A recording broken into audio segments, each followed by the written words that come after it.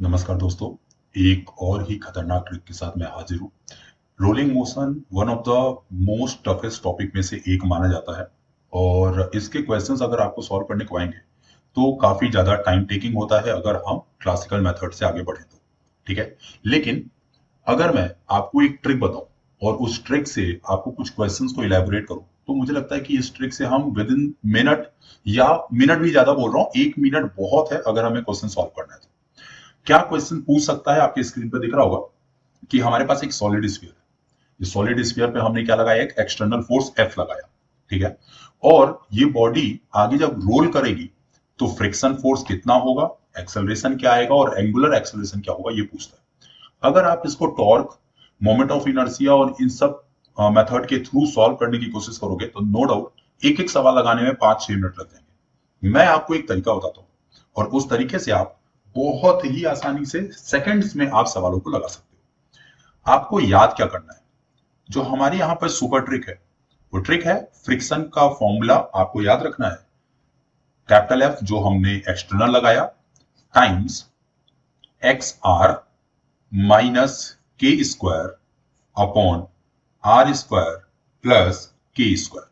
चलो बस ये अप्लाई कर दो, आपको फ्रिक्शन पता चल जाएगा। अब मैं थोड़ा समझाता हूं ये एक्स क्या है और के क्या है। एक्स क्या है पहले तो मैं आपको दिखा दूं। एक्स क्या है, देखो, सेंटर ऑफ मास और इस फोर्स के बीच का सेपरेशन। फोर्स जहां भी लग रहा है वो फोर्स और सेंटर ऑफ मास के बीच का सेपरेशन एक्स है। लिख लेंगे हम लोग इस कंडीशन में। यहां एक्स की वैल्यू कितनी है, आर। के क्या होता है, के को हम लोग जानते हैं मोमेंट ऑफ इनर्शिया के थ्रू, उसका नाम है रेडियस ऑफ जाइरेशन। रेडियस ऑफ जाइरेशन निकालना हमें आता है, हमें पता है के इज इक्वल टू होता है root over I upon M. हमें तो यहाँ के स्क्वायर यूज करना है तो हम के स्क्वायर यूज करेंगे, सीधा सीधा आई अपॉन एम। ठीक है, और ये बहुत आसान है। चलिए अब मैं आपको एक क्वेश्चन के थ्रू समझाता हूं कि देखिए कैसे सवाल आएंगे और कैसे अप्लाई करना है। देखो यहाँ पे हमारे पास सॉलिड स्फीयर है, जब इस पे फोर्स लगाएंगे तो बॉडी रोल करेगी, फ्रिक्शन आएगा। अब बात आती है फ्रिक्शन कितना आएगा, किधर आएगा, और फिर उसके बाद एक्सेलरेशन और एंगुलर एक्सेलरेशन। फोर्स कहां लगा है, फोर्स देखो लगा हुआ है टॉप पॉइंट पर। जैसा अभी मैंने बताया कि x की वैल्यू क्या हो जाएगी यहां पर r, क्योंकि x होता है सेंटर ऑफ मास से उस फोर्स के बीच का सेपरेशन। तो फ्रिक्शन का फॉर्मूला क्या आ जाएगा कैपिटल F एक्स आर मतलब r इंटू आर माइनस के। अच्छा, सॉलिड स्फीयर का k क्या होता है, सॉलिड स्फीयर का k होता है 2/5 का रूट r, और के स्क्वायर क्या हो जाएगा, ये आपका रूट हट जाएगा। ठीक है, तो यहां लिख दो 2 आर नहीं आर स्क्वायर होता है 2r² बाई 5 अपॉन, यहां पर क्या लिखोगे are square plus k square क्या हो जाएगा 2r² बाई 5। ठीक है, सॉल्व कर लो इसको, कितना हो जाएगा f, ऊपर हो जाएगा तुम्हारा 5 - 2 3, और नीचे हो जाएगा 5 + 2 7। तो 3/7 f यही आपका फ्रिक्शन का वैल्यू है। बहुत आसान है। अच्छा, फ्रिक्शन पॉजिटिव आया कि नेगेटिव आया फॉर्मूले से, पॉजिटिव आया ना तो फ्रिक्शन आगे की तरफ होगा। बहुत इंपॉर्टेंट बात, आपको लगता है आपको ये बात ऐसे आपने इसको जज किया कि बॉडी अगर आगे बढ़ेगी तो फ्रिक्शन पीछे होगा, लेकिन ऐसा जरूरी नहीं है। बॉडी जब रोल करती है तो फ्रिक्शन किधर होगा वो भी हमारे लिए बहुत इंपॉर्टेंट है। तो अगर ये वैल्यू पॉजिटिव आई तो आपका फ्रिक्शन आगे की तरफ होगा। अब हम बात करते हैं acceleration. Acceleration is equal to होता है आपका नेट फोर्स कितना है F, और उसमें फ्रिक्शन साथ दे रहा है तो प्लस F अपॉन में मास। तो नेट फोर्स है F, फ्रिक्शन अभी हमने निकाला 3f/7 अपॉन मास, तो हमें मिल जाएगा 10f अपॉन 7m। बहुत आसान था। अब हम बात करते हैं alpha. Alpha is equal to क्या होता है, अल्फा इज इक्वल टू होता है a अपॉन आर। ए हम लोग ऑलरेडी निकाल चुके हैं, आर का डिवाइड कर देंगे तो हमें मिलेगा 10f अपॉन 7mr। और ये तीनों ही चीजें हम लोग बहुत आसानी से निकाल सकते हैं। बहुत आसान था, लेकिन अगर यही क्वेश्चन आपको ट्रिक से नहीं पता तो आप डेफिनेटली बहुत टाइम यूज करने वाले हो। चलो इस सवाल को देखते हैं। सवाल में फोर्स कहां लगा हुआ है, सेंटर पर। मतलब फोर्स और सेंटर ऑफ मास के बीच में डिस्टेंस कितना, एक्स की वैल्यू कितनी 0। फॉर्मूला क्या है, F is equal to capital F, X की value 0 minus K, again solid sphere 2r² by 5 upon r² plus 2r² / 5। देखो k निकालना मैं तुमको सिखा दो फिर से। k is equal to again moment of inertia upon mass होता है। सॉलिड स्फीयर का moment of inertia about centre of mass, about centre of mass याद रखना, ये होता है 2/5 mr², होता है ना। तो यहां से आपको क्या मिल जाएगा, m से m कैंसिल, ठीक है, तो हमें मिलेगा √2/m r। क्योंकि मुझे k स्क्वायर चाहिए तो इसका स्क्वायर करेंगे तो r स्क्वायर आएगा, ठीक है। सॉल्व कर लो इसको, हो जाएगा माइनस r² कैंसिल, ऊपर आएगा 2 और नीचे हो जाएगा 7, तो -2/7 है।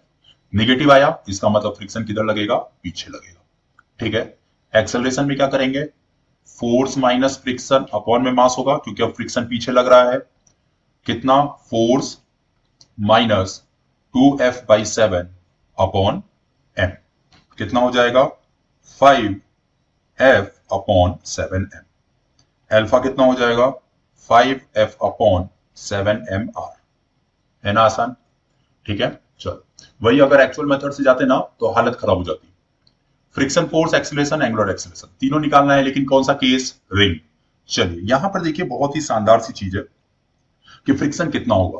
एक बार ये सवाल आया था और बहुत कंफ्यूजन क्रिएट हुआ था।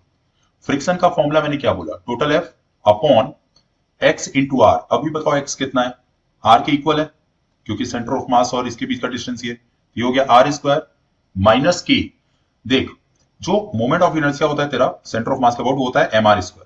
तो k की वैल्यू कितनी हो गई r, मतलब k² की वैल्यू हो गई r² upon r² plus r², और यहां पे हो गया 0।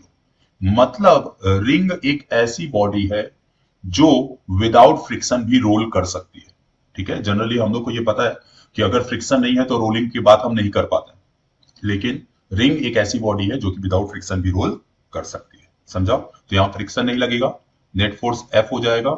अगर इसमें मास का मल्टीप्लाई कर दें तो यही हमें क्या देगा, acceleration. Alpha is equal to हो जाएगा f/mr, ठीक है। ये बहुत शानदार सवाल था जो कि कंफ्यूजन क्रिएट करता है। आइए एक और सवाल देखते हैं। अभी पूछा कि f की वैल्यू को हम किस पोजीशन पर लगाएं कि फ्रिक्शन 0 हो जाए। अगेन फॉर्मूला लिखिए, f is equal capital F upon X are minus k² upon r² plus k²। Friction 0 है ना, तो इधर क्या होगा f, ये पूरा नीचे वाला टर्म उधर भेज दिया 0, तो ये हो गया x are minus k², correct है। ये r² प्लस x² कहां चला गया, आपका 0 के पास। यहां से कैपिटल F को भी इधर भेज दो तो हमें मिलेगा X are minus k² is equal 0। इसका मतलब हमें x की वैल्यू चाहिए ना, तो हमें मिलेगा k² is equal X R, x की वैल्यू हो जाएगी k² अपॉन r। ये भी याद कर लो, एज अ ट्रिक आप इसको याद कर लो कि उस पोजीशन पे हम फोर्स लगाते हैं जिस पोजीशन पर k² अपॉन r की वैल्यू मिल जाए, वहां पर अगर फोर्स लगा दिया जाए बॉडी पर तो क्या हो जाता है, आपका फ्रिक्शन 0 हो जाता है, ठीक है। तो आई होप कि आपको जो मैंने ये तरीके सिखाए वो समझ में आए होंगे।